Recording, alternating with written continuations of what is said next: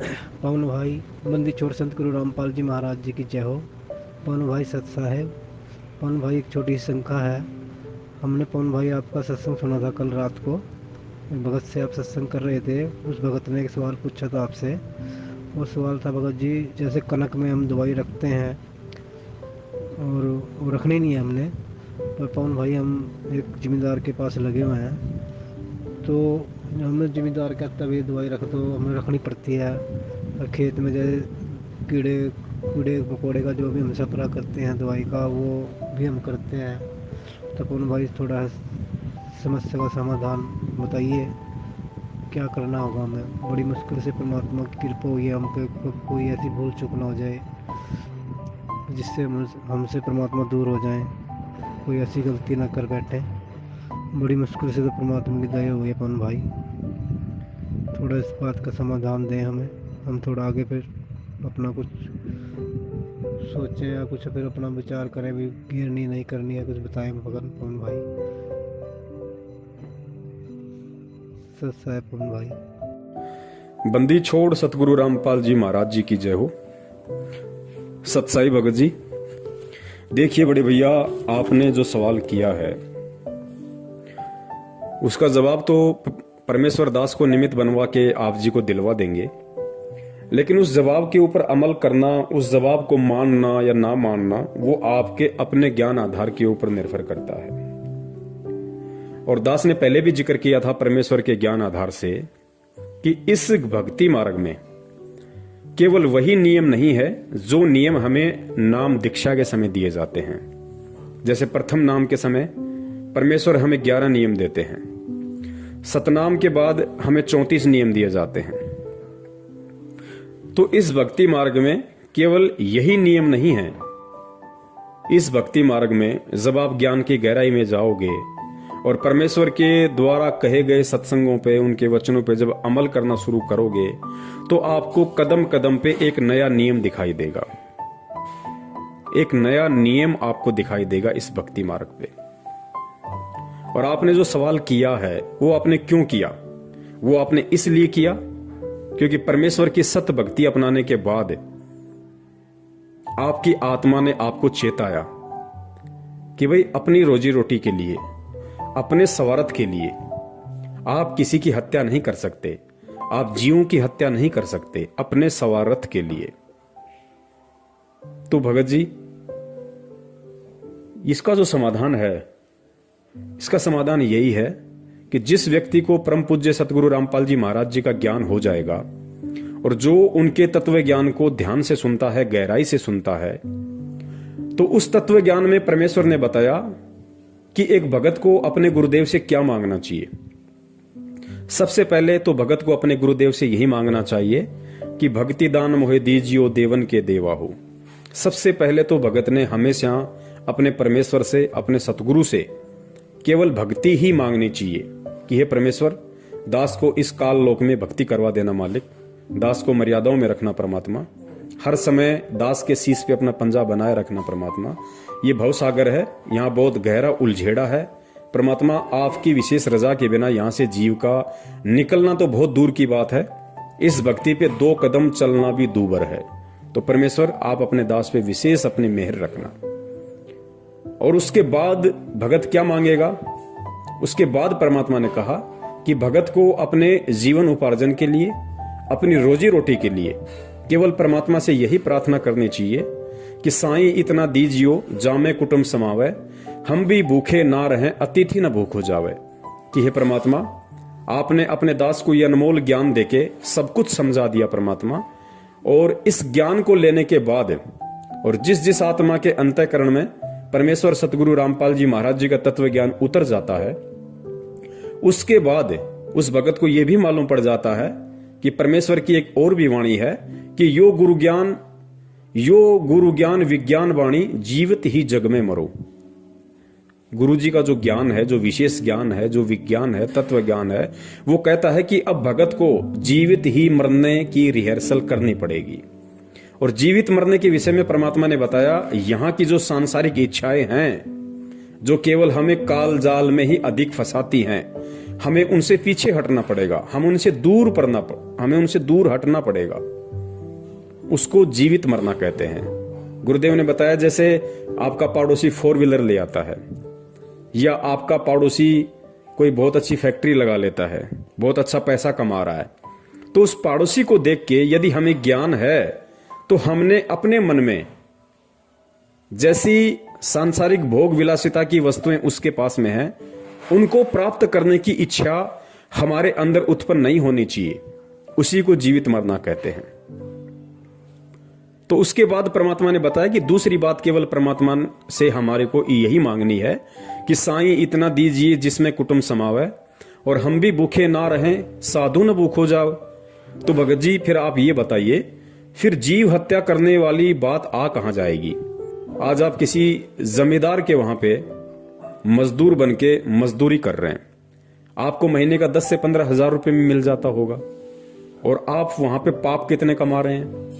आप करोड़ों जीवों की उस फसल के ऊपर स्प्रे करने के लिए जो आप केमिकल का यूज करते हैं, या उसके जो अन्न का भंडार है वहां पे आप केमिकल वगैरह रखते हैं, उसमें कितने जीवों की हत्या होती है, कितने सूक्ष्म जीव मरते हैं। भगत जी वो पाप किसको लगेगा? वो पाप हमें लगेगा। उसको तो लगेगा ही लगेगा, लेकिन वो पाप हमें भी लगेगा, क्योंकि हम अपनी रोजी रोटी के लिए, अपने स्वार्थ के लिए, अपने पेट पालन के लिए हम दूसरे जीवों की हत्या का पाप अपने सिर पे रख रहे हैं। भगत जी उस जमींदार को तो ज्ञान नहीं है, वो तो पता नहीं क्या क्या प्लानिंग करके बैठा हुआ है, और सांसारिक व्यक्ति की तो अनेकों प्लानिंग होती है, एक खत्म नहीं होती, उससे पहले 2 नई प्लानिंग तैयार हो जाती हैं। लेकिन हम भगत हैं, और परमात्मा ने बताया कि रोजी रोटी का कोई एक ही तरीका नहीं है। यहां पे अरबों खरबों की संख्या है दुनिया में, सभी लोग थोड़े ना कोई स्प्रे करके अपना पेट भरते हैं। परमात्मा ने हर किसी को हर प्रकार का व्यवसाय दिया हुआ है। अब मान लीजिए भगत अगर पहले कोई कसाई का काम करता था, तो नाम लेने के बाद वो कसाई का काम थोड़ी करेगा, उसको उस काम को चेंज करना होगा भाई, परमात्मा से प्रार्थना करके आगे बढ़ना होगा। और भक्ति के लिए जो व्यक्ति गलत रास्ते को छोड़ता है, उसके लिए परमात्मा 10 नए रास्ते खोल देता है। तो भगत जी अब हमने जब परमेश्वर का ज्ञान हो गया, तो उसके बाद में ये जो कर्म है, जो अपनी रोजी रोटी के लिए, अपने पेट पालन के लिए जो फसल के ऊपर स्प्रे किया जाता है, ताकि कोई भी कीड़े, कोई भी जीव जंतु फसल को हानि ना करें, नुकसान ना करें, वो भगत जी पाप की श्रेणी में आता है। और देखिए परमात्मा ने इस भक्ति मार्ग में बताया कि जानबूझ की इच्छा कर मारे नहीं, और बिन इच्छा मर जाए, कहे कबीर तास का पाप नहीं लगाए। गुरुदेव ने बताया कि इस भक्ति मार्ग में आने के बाद कोई भी भगत जानबूझ के किसी को भी ना तो परेशान करेगा, ना उसकी हत्या करेगा। और अनजाने में यदि भगत से किसी की हत्या हो जाती है, तो उसका दोष भगत के ऊपर नहीं लगता। हालांकि गीता जी का ज्ञान बहुत ही अटल है, और गीता जी के ज्ञान में कहा गया है कि जीव जैसा कर्म करता है वैसा उसको उसका भोग भोगना पड़ता है। लेकिन परमेश्वर की भक्ति में आने के बाद थोड़ी सी परमात्मा हमें राहत दे देते हैं, क्योंकि हम भगत बन गए, परमेश्वर की सत भक्ति कर रहे हैं, सत मंत्रों का हम जाप कर रहे हैं। तो उसमें होता क्या है, गीता जी का जो विधान है वो सबके ऊपर समान रूप से लागू है। गीता जी में जो कह दिया वो परमेश्वर का ज्ञान है। परमेश्वर का ज्ञान चाहे जगत हो चाहे भगत हो, सबके ऊपर समान रूप से लागू है। अब गीता जी में कहा गया है कि जो जैसा करेगा वैसा अपना भोगेगा, वैसा ही अच्छा करेगा तो उसको अच्छा मिलेगा, बुरा करेगा तो उसको बुरा मिलेगा। भगत के ऊपर भी यही लागू है। लेकिन भगत को परमात्मा ने ऐड दे दी, राहत दे दी, भगत को परमात्मा ने समाधान दे दिया, पर भगत को परमात्मा ने सच्चा नाम दे दिया। अब जैसे हम सारा दिन अपनी रोजी रोटी के लिए भटकते हैं, और परमेश्वर कहते हैं कि पृथ्वी ऊपर पग जो धारा करोड़ जीव एक दिन में मारे, कि एक व्यक्ति जब अपने घर से रोजी रोटी के लिए निकलता है तो 1 करोड़ जीवों की हत्या करके शाम को वापस लौटता है, सूक्ष्म जीवों की। अब वो कर्म जगत वालों पे लागू है, और वो कर्म हम भक्तों पर भी लागू है।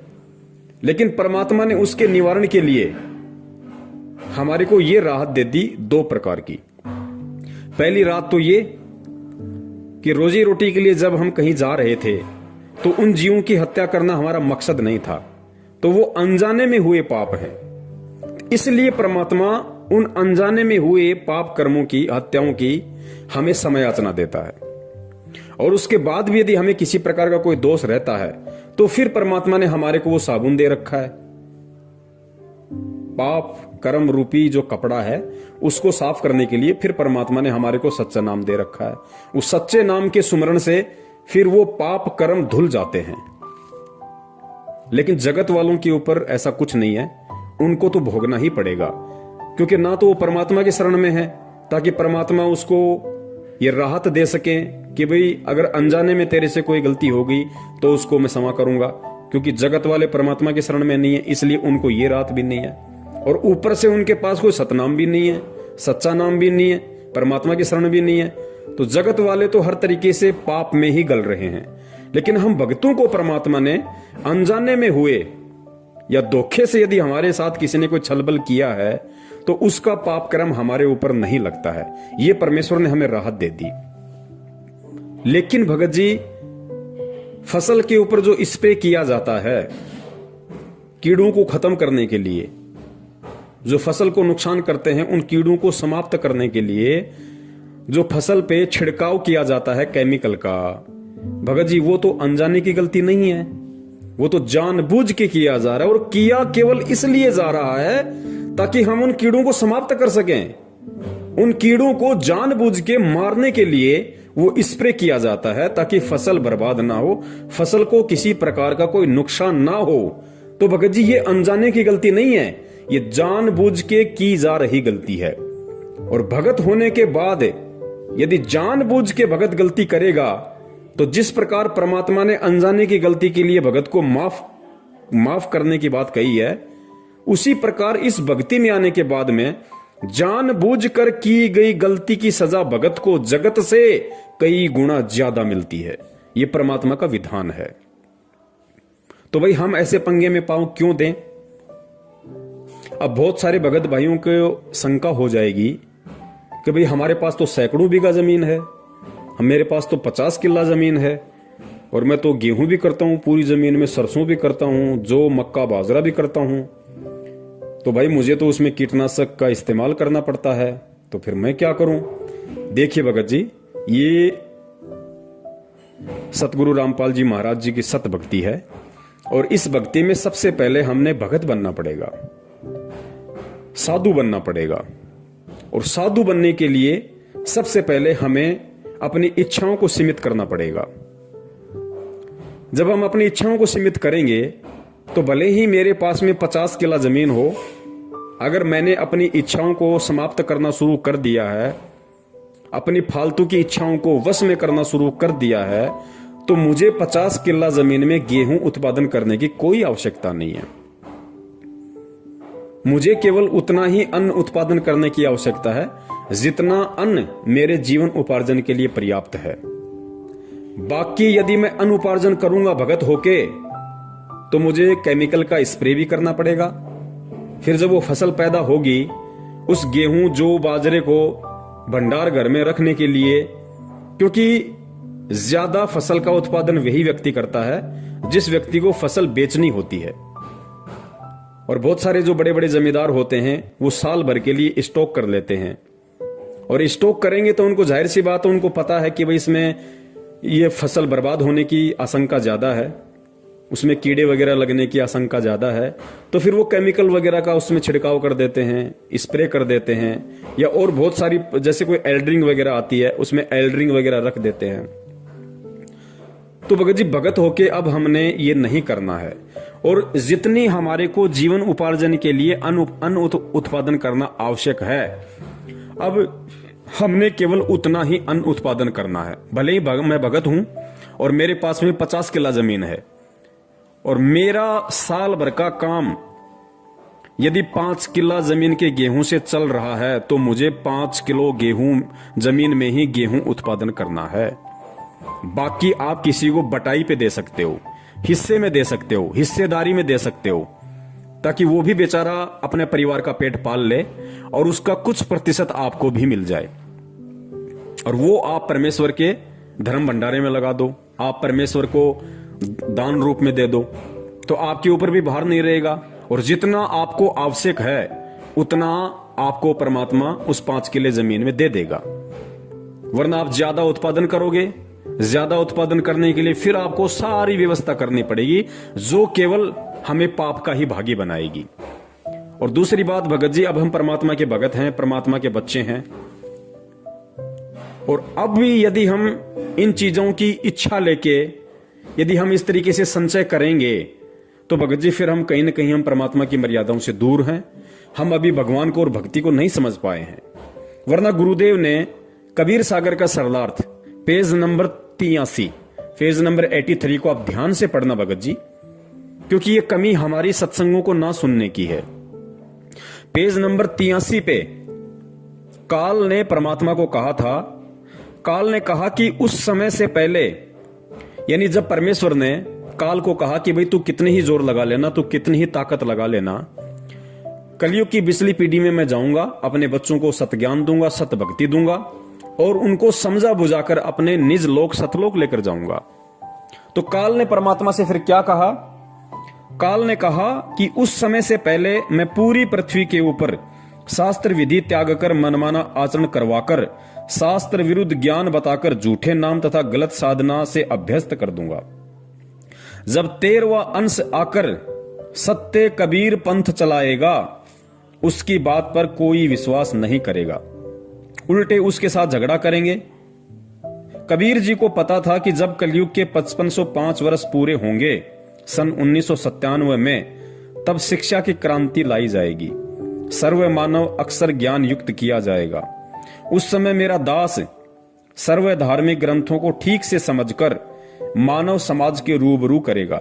सर्व परमाणु को आंखों देखकर शिक्षित मानव सत्य से परिचित होकर तुरंत मेरे 13वें पंथ में दीक्षा लेगा और पूरा विश्व मेरे द्वारा बताई गई भक्ति विधि तथा तत्व ज्ञान को हृदय से स्वीकार करके भक्ति करेगा।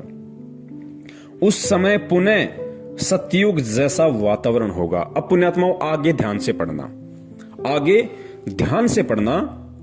परमेश्वर ने कहा कि जब 13वें पंथ में मेरे से कोई भी आत्मा नाम दीक्षित होगी, अर्थात जब से परमात्मा सन 1994 से नाम दीक्षा दे रहे हैं, जब से 13वां पंथ चला है सन 1994 से, उसके बाद सतगुरु रामपाल जी महाराज जी से जो भी भगत भाई बहन नाम दीक्षित होंगे और 13वें पंथ में आ जाएंगे, उनकी शरण ग्रहण कर लेंगे, उसके बाद उस भगत के लिए परमात्मा ने क्या बताया कि वो कैसे भगत होंगे, कैसा उनका रहन सहन होगा।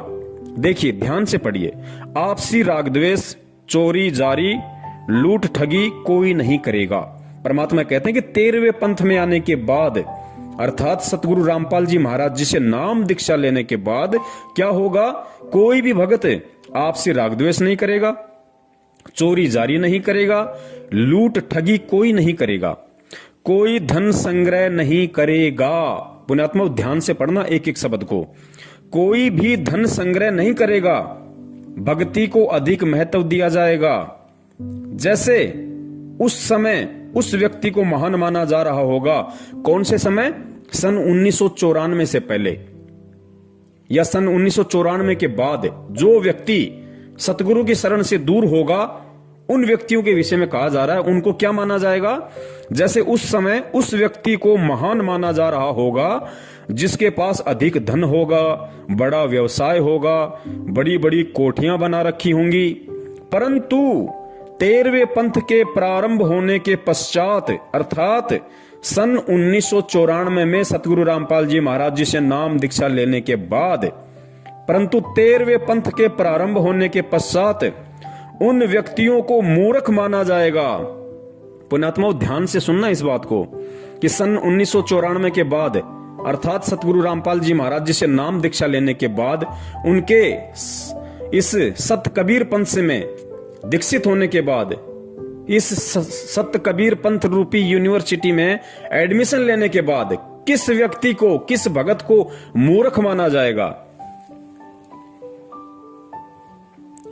परंतु 13वें पंथ के प्रारंभ होने के पश्चात उन व्यक्तियों को मूर्ख माना जाएगा और जो भक्ति करेंगे गुरुजी क्या कह रहे हैं कि 13वें पंथ के प्रारंभ होने के बाद उन सभी व्यक्तियों को मूर्ख माना जाएगा जो व्यक्ति आज जैसे हम समाज में देख रहे हैं कि बहुत बड़ा पैसे वाला है, जिसके पास बड़ी बड़ी कोठी हैं, कारें हैं, बहुत बड़ा जमींदार है, पैसे वाला है, आज उनको महान माना जाता है। अज्ञानता के चलते उनका सम्मान किया जाता है।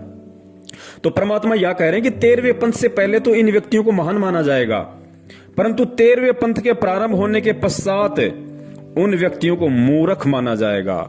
पुण्यात्माओं, परमेश्वर ने स्पष्ट कर दिया कि 13वें पंथ के प्रारंभ होने के बाद में जब भगत को ज्ञान हो जाएगा तो उन व्यक्तियों को मूर्ख माना जाएगा, और जो भक्ति करेंगे सामान्य मकान बनाकर रहेंगे, उनको महान, बड़े और सम्मानित व्यक्ति माना जाएगा। अर्थात आने वाले समय में केवल उसी भगत को आदर सम्मान की दृष्टि से देखा जाएगा और वही व्यक्ति महान माना जाएगा, बड़ा माना जाएगा, जो व्यक्ति सामान्य मकान बनाकर रहेगा, सामान्य तरीके से अपनी रोजी रोटी के लिए अपना काम धंधा करेगा, ना कोई बड़ी कोठी बनाएगा, ना कोई बड़े बड़े 4 व्हीलर गाड़ियां लेके आएगा दिखावे के लिए।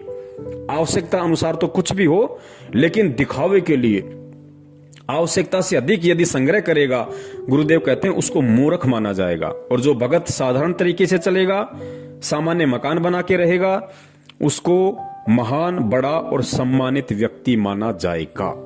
तो पुण्यात्माओं, अब आप बता दीजिए, क्योंकि ज्यादा अनाज वही व्यक्ति, वही भगत पैदा करेगा जो उसको मार्केट में बेचना चाहेगा, और मार्केट में वो भगत उसको उसी समय बेचेगा जब उसका दाम मार्केट में बढ़ जाएगा। जब मार्केट में उस अनाज की डिमांड बढ़ जाएगी और उसका पैसा ऊंचा होगा, तभी वो भगत या व्यक्ति अपने भंडार घर से उस जमा किए गए अनाज को मंडी में लेके जाएगा, अनाज मंडी में लेके जाएगा। तो भाई फिर वो भगत कहां हुआ? फिर वो भगत कहां हुआ? फिर उसको कितने पाप कर्म अपने सिर पर लादने पड़ेंगे? फिर वो परमात्मा की वाणी पे कहां चला?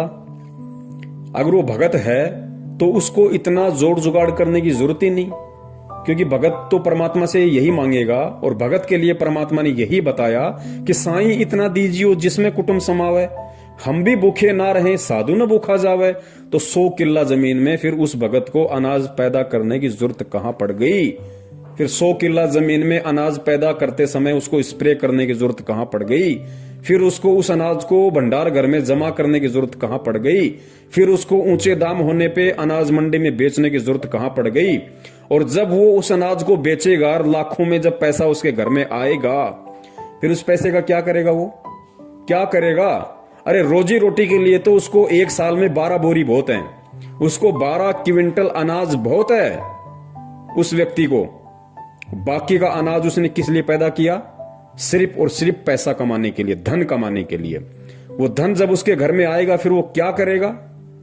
वो फालतू के नाटक करेगा, देखा देखी गाड़ी लाएगा, एक कोठी उस लड़के को बना के देगा, एक कोठी दूसरे लड़के को बना के देगा।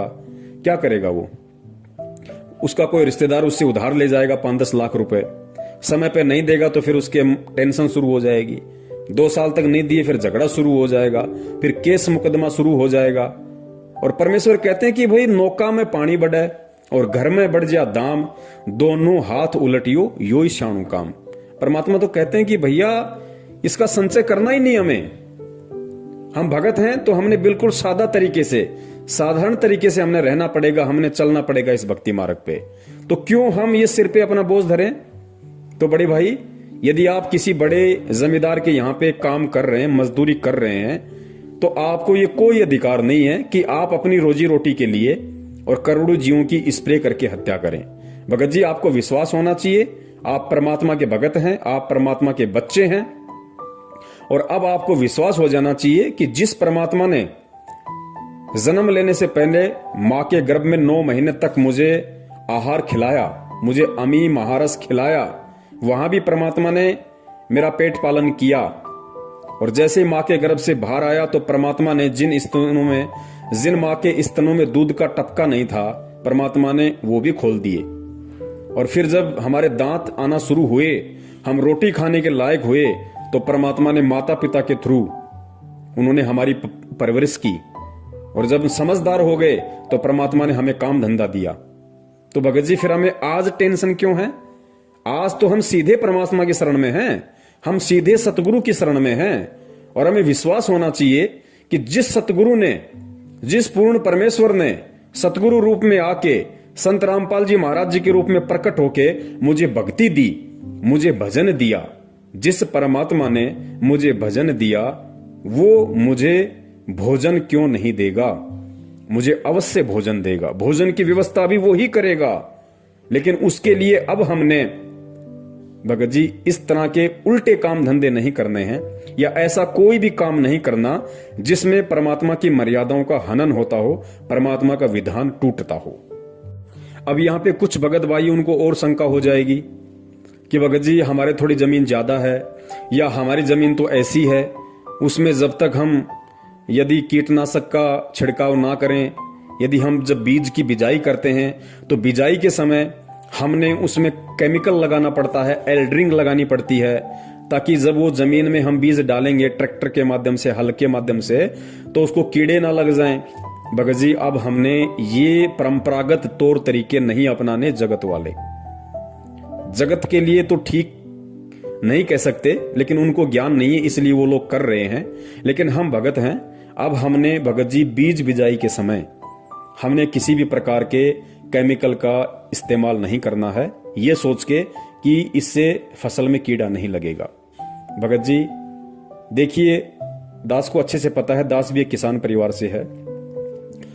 जब हमारे माता पिता खेत में बिजाई वगैरह करते थे बीज की ट्रैक्टर के माध्यम से, तो वो क्या करते थे कि जैसे बीज लेके आए महंगा, और फिर साथ में एक 100 ग्राम की एक एल्ड्रिंग बोला करते थे उसको, एक केमिकल का डब्बा लाते थे, उसको छुपा के रखते थे किसी बच्चे के हाथ न लग जाए, क्योंकि जहर होता है। और जो बीज होता था जमीन में डालने वाला, उस बीज में उसको मिला दिया करते थे अच्छे से मिक्सिंग करके, फिर उसको ट्रैक्टर के माध्यम से जमीन में उसकी बिजाई की जाती थी, ताकि जमीन में कीड़ा ना लगे, उसको अन्न को, उस बीज को कीड़ा ना लगे। और भगत जी जब ट्रैक्टर के माध्यम से वो जमीन में बीजा जाता था, तो बहुत सारे प्रकार के जैसे बगुले होते हैं, चिड़ियां होती हैं, ये उस बीज को खाने के लिए, या जैसे ही कोई कीड़े मकोड़े हल चलते समय ऊपर आ जाते थे, उनको खाने के लिए वो पीछे पीछे चलते रहते थे। और जब किसी चिड़िया या बगुले के मुंह में वो एल्ड्रिंक लगा हुआ, वो जहर लगा हुआ अन्न उसके मुंह में आ जाता था, उसको खा लेता था, भगत जी कुछ ही देर के बाद में वो तड़प तड़प के मरता था। तो भगत जी वो दोष किसको लग रहा? हम क्यों ऐसे पंगे में पांव देंगे? अब जगत वाला तो कर सकता है, लेकिन भगत नहीं कर सकता। अब हम भगत हैं, अब हमारी को भगवान पे विश्वास करना पड़ेगा। पहले क्या होता था, जब बिजाई का समय होता था और जिस दिन कोई भी किसान अपने खेत में बिजाई करके वापस आता था, उस दिन एक छोटा सा त्योहार सा मनाया जाता था। उस घर में कुछ मीठा बनता था, कोई खीर बनाता था, कोई हलवा बनाता था, कुछ भी वो लोग बनाया करते थे, ताकि हमारी जो बिजाई है वो ठीक ठाक हो। भगत जी अब भी हमने वही करना है, लेकिन थोड़ा सा तरीका चेंज कर देना है। आज जब भी हम, कोई भी किसान भाई है, अपने खेत में जब वो बिजाई के लिए जाता है, तो उसने किसी भी प्रकार के एल्ड्रिंग का और केमिकल का प्रयोग बिल्कुल नहीं करना है। ये जीव हत्या में आएगा, ये हमको दोष लगेगा। जब तक नहीं पता था हम कर रहे थे, वो एक बात अलग थी, लेकिन भगत जी अब हम ये नहीं कर सकते। अब हम उस तरीके को चेंज करेंगे, क्योंकि हम सतगुरु की शरण में हैं और धरती पे भगवान है। क्या नहीं कर देगा परमात्मा? जब उस परमात्मा ने धना भगत के, और इतना बता दिया परमात्मा ने कि धना भगत ने एक दिखावे के लिए और कंकर पत्थर इकट्ठे करके और खेत में बीज दिए, और परमात्मा ने उस कंकर पत्थर से तुम्बे खड़े कर दिए, और तुम्बों के अंदर, जो कि अविश्वसनीय, कोई नहीं कर सकता, दुनिया की कोई साइंस नहीं कर सकती, परमात्मा ने उन तुम्बों के अंदर ज्वार पैदा कर दी, अन्न पैदा कर दिया। भगत जी आज भी तो वही परमात्मा धरती पे है, और विश्वास तो हमें धना भगत से ज्यादा होना चाहिए, क्योंकि धना भगत तो उस समय परमात्मा की शरण में भी नहीं था। उसके तो पिछले जन्म के कोई भक्ति पुण्य संस्कार थे, जिस आधार से परमात्मा ने उसके कंकर को ज्वार बना दिया। और आज हम तो डायरेक्ट सतगुरु की शरण में हैं, उस भगवान की शरण में हैं। आज क्या वो परमात्मा बिना केमिकल के हमारी फसल को नहीं उपजा देगा? लेकिन भगत जी हमें विश्वास नहीं है। अब जो मेरे किसान भाई हैं, जो भगत भाई हैं, जो किसान है, अब वो तरीका चेंज कर दें और भगवान पे विश्वास करना शुरू करें। फिर कब करेंगे भाई? आप जब भी अपने खेत में बिजाई के लिए जाओ, भगत जी, अपने घर पे आपने जो दरबार बना रखा है परमात्मा का, भगत जी उस बीज को वहां रखो, मालिक के वहां दरबार पे, परमात्मा के चरणों में रखो उस बीज को नीचे दरबार के, और परमेश्वर से अरदास करो कि हे परमपिता परमेश्वर, आपका दास आपके ज्ञान आधार पे चलते हुए, परमात्मा मैं जीव हूं, मैं नादान हूं, हालांकि मुझे इतना विश्वास नहीं है क्योंकि वर्षों से मैं इसी विधि से ये जहर लगा लगा के जमीन में बीज डाल रहा हूं। लेकिन परमात्मा अब मुझे आपके विधान का पता चल रहा है और मैं आप पे विश्वास करते हुए मेरे परमपिता परमात्मा, अब आपका दास खेत में बिजाई के लिए जा रहा है और परमात्मा आपका दास आपके चरण कमलों में ज्योति हवन का संकल्प करता है। परमेश्वर अपने दास के इस ज्योति हवन को स्वीकार करें और परमात्मा आप जी दया करना, आपके दास की जीवन उपार्जन के लिए इतना अन्न हो जाए परमात्मा, जिससे दास का जो परिवार है उसका पेट पालन हो जाए और आपकी भक्ति में किसी भी प्रकार की कोई बाधा उत्पन्न ना हो। और परमात्मा मैं अब उन परंपरागत तौर तरीकों को, उन दुनिया वालों की देखा देखी अब मैं जीव हत्या नहीं कर सकता। मैं अच्छी फसल की पैदावार के लिए या इस बीज में किसी प्रकार का कोई कीड़ा ना लगे उसके लिए परमात्मा मैं अब बिल्कुल भी केमिकल का इस्तेमाल नहीं करूंगा। मैं बिल्कुल भी जीव हत्या का जो पाप लगता है मैं उसका दोषी नहीं बनना चाहता। परमात्मा दास की ज्योति को स्वीकार करें और परमात्मा जैसी आपकी इच्छा होगी, आपका दास आपके भरोसे परमात्मा बीज बिजाई के लिए जा रहा है। पुण्यात्मा आप विश्वास तो करके देखो परमात्मा पे, धरती पे भगवान है और आप तो भगवान की शरण में हो डायरेक्ट। परमात्मा क्या से क्या नहीं कर देगा। जब बिना परमात्मा की शरण के धना भगत के कंकर को परमात्मा ने तुम्बा बना के ज्वार पैदा कर दी, तो क्या तुम्हारे खेत में परमात्मा कुछ नहीं कर देगा? लेकिन हमें धना भगत के उतना विश्वास नहीं है। और परमात्मा कहते हैं, कहे कबीर सुनो बे साधो, मैं तो हूं विश्वास में। तो पुण्यात्माओं हमने विश्वास करना पड़ेगा। भगवान धरती पे है, हमने ये अपनी अंतरात्मा से, अपने हृदय से इस बात को स्वीकार करना पड़ेगा कि फिर परमात्मा क्या से क्या नहीं कर सकता। परमात्मा कुछ भी कर देगा क्योंकि वो कुछ भी करने में समर्थ है। पुण्यात्माओं ये परिवार हमारा नहीं है। इस परिवार के पेट पालन की चिंता हमें नहीं होनी चाहिए कि फसल नहीं होगी तो क्या होगा, कहां से लाऊंगा, कैसे खिलाऊंगा। पुण्यात्मा गुरुदेव ने बताया कि तुम एक मजदूर बनके इन बच्चों की देखभाल करो, सेवा करो। ये बच्चे मेरे हैं, ये मेरी आत्माएं हैं, ये तेरा बेटा बेटी नहीं है, ये मेरा बेटा बेटी, और तू भी मेरा बेटा है। तू केवल मजदूरी कर एक सेवा के तौर पे, बाकी काम मेरा है। अरे जो परमात्मा तीनों लोकों में प्रवेश करके सभी जीव आत्माओं का धारण पोषण कर रहा है, पुण्यात्माओं जब हम उसकी डायरेक्ट शरण में हैं तो क्या हमारी नहीं करेगा? परमात्मा कहते हैं, पो पाटी पगड़ा भया और जागी जिया जून, और सब काहू को देत है वो चौथ समाना चून। अरे हम तो इतनी मेहनत करके, इतनी हत्या का दोष अपने सिर पे रख के हम लोग खेत में बिजाई करने जाते हैं, इतनी मेहनत करते हैं, इतना सब कुछ करते हैं, देखभाल करते हैं, और खाते क्या है? 2 रोटी सुबह 2 रोटी शाम को। और वो हाथी, पुण्यात्मा विचार करो वो क्या करता है? उसने कब खेत में फसल बोई? और जितना एक आदमी 1 महीने में नहीं खाता होगा उतना तो हाथी 1 दिन में खा जाता है। उसका भी तो परमात्मा पेट भर रहा है रोजाना। तो भाई हमें विश्वास करना पड़ेगा भगवान पे, फिर देखना परमात्मा का खेल। और फिर जो भगत होगा वो केवल इतना ही अन्न उत्पादन करेगा जितना उसके परिवार की, उसके कुटुंब की आवश्यकता होगी, और आवश्यकता के अनुसार करेगा तो उसको भंडार करने की जरूरत ही नहीं। वो सीधा सीधा अपने घर में 8-10 बोरी जो भी होंगी अपना रोजी रोटी के लिए अपना वो रख लेगा और बाकी को अपना मार्केट में सेल कर देगा, नमक लूण मिर्ची के लिए या अन्य छोटी मोटी आवश्यकता की जो वस्तुएं हैं उसके लिए। यदि उसको अन्न कुछ बचता है तो उसके लिए वो अनाज मंडी में उसको सेल कर देगा, और साल भर का उसको जितना चाहिए उतना वो अपने घर पे रख लेगा। तो साल भर में अनाज का कुछ खराब होता नहीं है। तो हम उस पाप से भी बच गए और परमात्मा की वाणी पे भी हम चल गए कि साईं इतना दीजिए जिसमें कुटुंब समाव, हम भी भूखे ना रहे अतीत न भूख हो जाए। तो ये तो था हमारे किसान भाइयों के लिए। और बाकी मेरे जैसे जो भाई बहन हैं जो अपना रोज खाते हैं, रोज कमाते हैं, उनको तो किसी प्रकार की दिक्कत ही नहीं है, ना उनको जमा करना, क्योंकि आटे का 5 या 10 किलो का एक कट्टा आता है, अपना ले आओ, 5 दिन में खत्म, फिर दूसरा ले आओ। तो हमें तो किसी प्रकार की दिक्कत ही नहीं है। तो किसान भाइयों को इस तरीके से इस भक्ति मार्ग पे अब परमेश्वर पे विश्वास करके और दुनिया वालों की देखा देखी फालतू की चीजों की इच्छा के लिए, या वैसे भी नादानी में जैसे दुनिया पहले जो सारे ये कर्म कर रही थी, एल्ड्रिंग लगा के, केमिकल लगा के बीज की बिजाई करना, फिर फसल के ऊपर स्प्रे करना। पुण्यात्माओं, अब हमने धना भगत जी से ये सीख लेते हुए और परमात्मा धरती पे है इस बात को अपने हृदय में समा के और मालिक पे विश्वास करके अब हमने चलना पड़ेगा। फिर परमात्मा हमारे से दूर नहीं है, वो सब देख रहा है, वो सब देख रहा है। और परमात्मा कहते हैं साहिब से सब होता है, बंदे से कुछ नहीं, वो राई से पर्वत कर दे, फिर पर्वत से राई।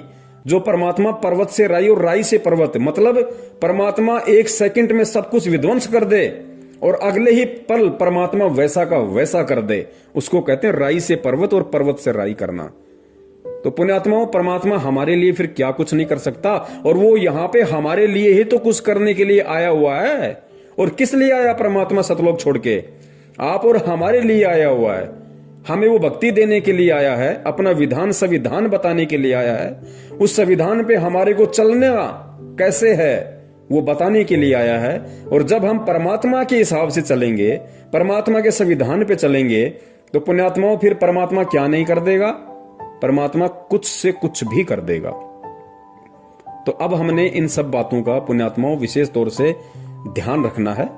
और दास केवल उतनी ही बात आप जियों को कहेगा जो बात परमेश्वर के ज्ञान आधार से है, और जिस बात पे दास खुद भी चलता है। दास केवल वही बात अपने वीडियो के माध्यम से भगत समाज को बताता है जो दास भी अमल करता है, वरना दास को भी परमात्मा की विधान का अच्छे से पता है कि करनी तज कथनी कथ है, अज्ञानी दिन रात, कुत्ते जू भोकत फिरे, सुनी सुनाई बात। तो मैं कुत्ते की शरण में आ जाऊंगा अगर मैं संगत को, मेरे भगत भाई बहनों को सलाह देता रहा, उनका समाधान करता रहा, और मैं खुद यदि उन पॉइंट्स पे अमल नहीं करूंगा, तो पुण्यात्मा फिर मैं कुत्ते की शरण में आ जाऊंगा, परमात्मा मुझे कभी माफ नहीं करेगा। इसलिए दास केवल उतनी ही बात बोलता है और वही सलाह अपने भगत भाई बहनों को देता है जो दास उन पे अमल करता है। अन्यथा दास को कोई अधिकार नहीं है किसी को कोई सलाह देने की। तो पुण्यात्माओं, अब हम भगत हैं और परमात्मा धरती पे है, अब हमने इस तरीके से चलना होगा। और भगत जी, ठीक है, आप किसी जमींदार के वहां पे काम कर रहे हैं, आप उसका ये सीजन तो निकालो, बीच में छोड़ोगे वो भी ठीक नहीं है, किसी को धोखा देना भी गलत है।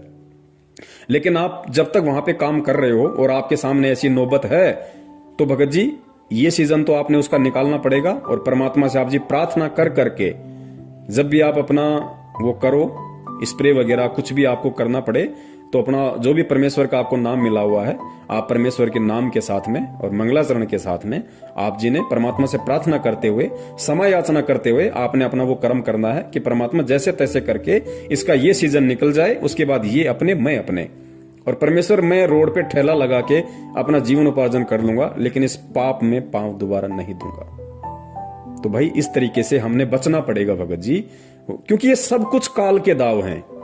देखो, ऐसे उपाय वो व्यक्ति करता है जो भक्तिहीन है, जिसके पास में भक्ति नहीं है, जिसको भगवान पे विश्वास नहीं है, या जिसको बहुत सारी इच्छाएं जिसके अंदर हैं। तो भगत जी वो व्यक्ति इस तरह के काम किया करता है, और काल यही चाहता है, क्योंकि अभी परमात्मा ने पढ़वाया ना, काल ने कहा था कि उस समय तक तो मैं इन जीवों को भक्ति से इतना दूर कर दूंगा, भगवान से इतना दूर कर दूंगा कि जब 13वें पंथ में तेरा दास जाएगा तो कोई उसकी बात को स्वीकार भी नहीं करेगा। लेकिन भगत जी अब हमने, चूंकि हम अगर भगत बने हैं, तो भगत जी हमने भगत बन के दिखाना पड़ेगा। हमने भगत के गुण, भगत के लक्षण अपने ऊपर धारण करके दिखाने पड़ेंगे।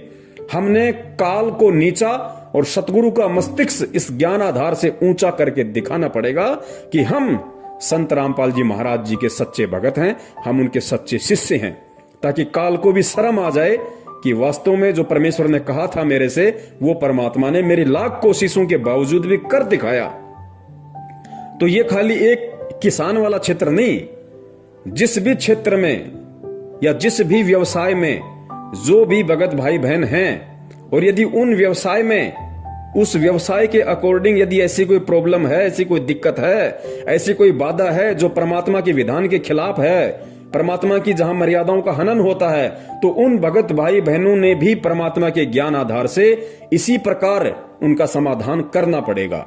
और हर स्थिति में अंततः उन बातों से दूर हटके और परमात्मा को प्रसन्न करना पड़ेगा, और ये दिखाना पड़ेगा परमेश्वर को कि परमेश्वर आपने हमें जो शिक्षा दी, आपने हमें जो भक्ति दी, और आप हमें जैसा बनाना चाह रहे हैं परमात्मा, हम भी उसके अकॉर्डिंग बनने की पूरी कोशिश कर रहे हैं। तो गुरुदेव कहते हैं जब इंसान खड़ा होकर चलने लगता है तो परमात्मा पीछे से धक्का मार देता है, और जो मेरे जैसा नालायक घुटने टेक के बैठ गया उसको परमात्मा क्या जबरदस्ती खड़ा करेगा। तो भाई अगर हम भगत बने हैं तो हमने फिर भगत पूरा ही बनना है, कच्चा भगत नहीं बनना, फिर आधा अधूरा भगत नहीं बनना, परमात्मा को दुखी नहीं करना। क्योंकि हमारे राजस्थान में कहावत है कि भाई जब ओखली में सिर दे दिया तो फिर मूसल से क्या डरना। अरे जब ओखली में मुंह दे दिया फिर मूसल से क्या डरना। जब परमात्मा की भक्ति अपना ली, भगत बनने की जो प्रोसीजर है वो हमने शुरू कर दी, तो भाई भगत ही बन के दिखाना फिर, ताकि दुनिया भी याद रखे और दुनिया भी सोचने पे मजबूर हो जाए कि भाई अगर भगत हो तो संत रामपाल जी महाराज के जैसे हों। बंदी छोड़ सतगुरु रामपाल जी महाराज की जय हो। सत साहिब।